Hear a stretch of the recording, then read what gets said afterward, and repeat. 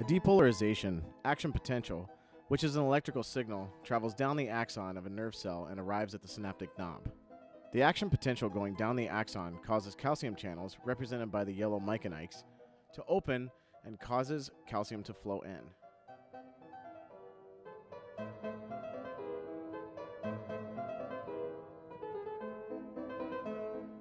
Increase of calcium, represented by hot tamales, causes the synaptic vesicles, represented by green dots and tic tacs, that are filled with acetylcholine to fuse with the membrane on the synaptic knob.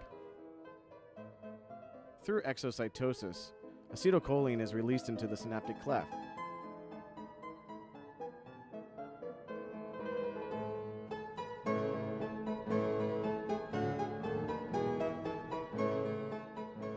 Once in the synaptic cleft, acetylcholine binds to certain receptors on the motor end plate of the skeletal muscle fiber.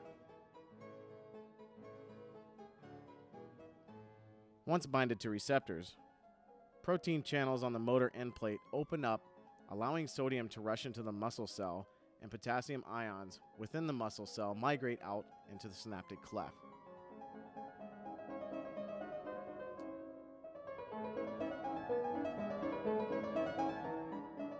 Acetylcholine esterase comes in and binds to acetylcholine receptors and then breaks down acetylcholine to stop the chemical signal.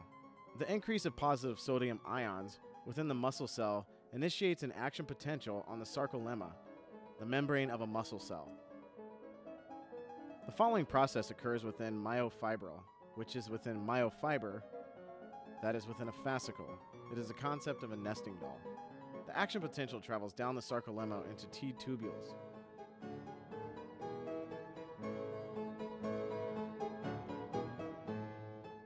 And stimulates the release of calcium from the terminal cisternae of the sarcoplasmic reticulum, where it has been sequestered by calsequestrin, into the sarcoplasm of the muscle cell.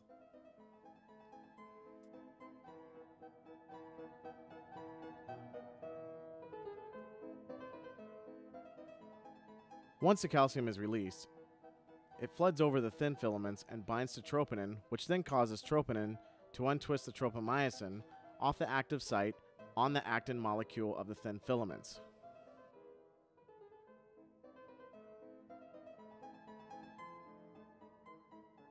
Once the active sites are exposed, the high-energy myosin heads from thick filaments leap up and bind to the exposed active sites on the thin filament. This forms a cross bridge. The myosin head then pivots to a low-energy state and releases ADP, which helps move the thin filaments over the thick filaments. This is the power stroke.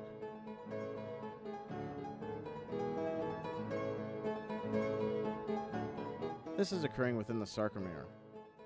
The A band is a dark band filled with thick filaments.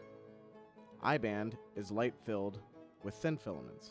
Two Z discs make one sarcomere, and thin filaments attach here also. The H band is only thick filaments, and the M line is the midline of the sarcomere where thick filaments attach.